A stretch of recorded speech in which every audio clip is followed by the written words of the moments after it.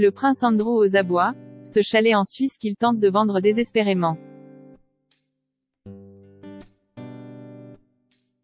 Le prince Andrew, toujours en disgrâce malgré l'avènement de Charles III, espère la vente de son chalet en Suisse estimé 20 millions d'euros afin d'assurer son train de vie. Le prince Andrew perçoit sa retraite de la Royal Navy, 23 000 euros par an.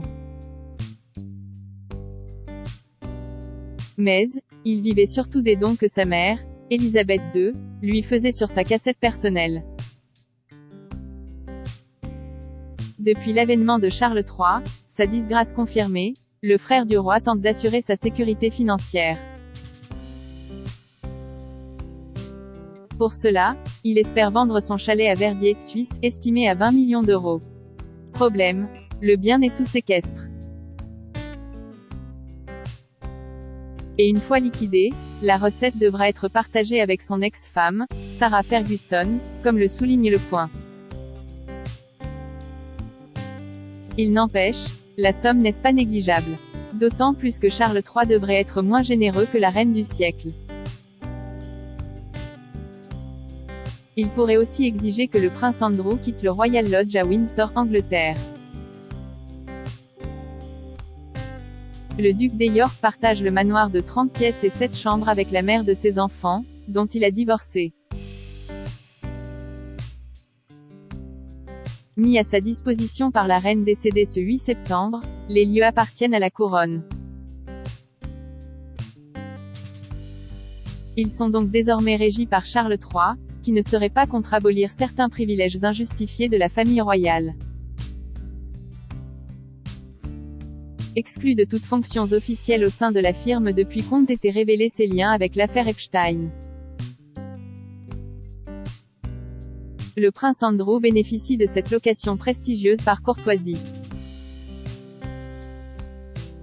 Toutefois, l'absence de remords apparent qu'il a présenté lors d'une interview accordée à la BBC en 2019 lui a coûté très cher. Des plus impopulaires au Royaume-Uni, c'est à grande peine qu'il a eu le droit d'enfiler son uniforme militaire afin d'honorer la dépouille de sa mère. Le prince Andrew mis au banc de la firme. Alors qu'il est le seul des Windsor à avoir servi dans les rangs en Argentine. Il a également été écarté du prochain voyage officiel de commémoration au Malouines. Il sera remplacé par la princesse royale, sa sœur, Anne. Un éloignement forcé qui n'en finit pas. Alors que sa naissance et donc son rang dans l'ordre des accessions au trône lui octroyaient un pouvoir de régence, Charles III en a récemment décidé autrement.